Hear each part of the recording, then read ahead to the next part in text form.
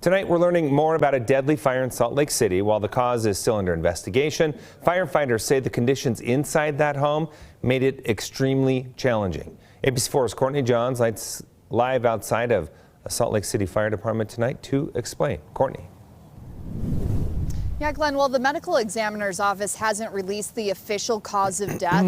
Neighbors tell us the woman was alive when that fire happened, and they tried to get her out, but they couldn't get inside the building. This fire happened nearly 2 weeks ago on West Williams Avenue. The fire department telling us the hoarding conditions were so bad they could only open the victim's door a few inches.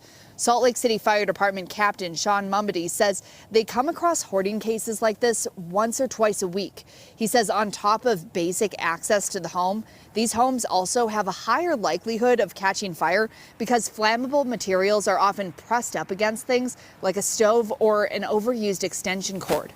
Mumbody says when these homes catch fire, they turn into tinder boxes fast, spreading that fire.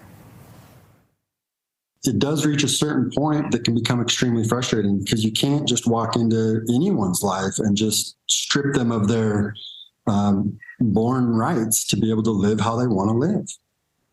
It's extremely frustrating, I'm sure, for family and friends to kind of see a loved one go down this path and they don't have the ability to self-correct, or they just refuse help in general. Mumbody says when his team comes across a hoarding situation, they focus on the safety aspect, trying to find compromises like making sure exits and things like space heaters and stoves are clear.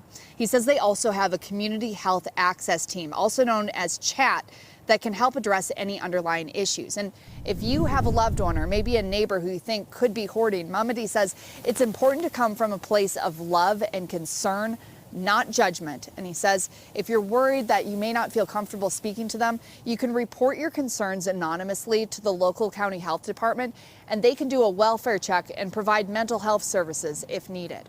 Reporting live in Salt Lake City, Courtney Johns, ABC4 News.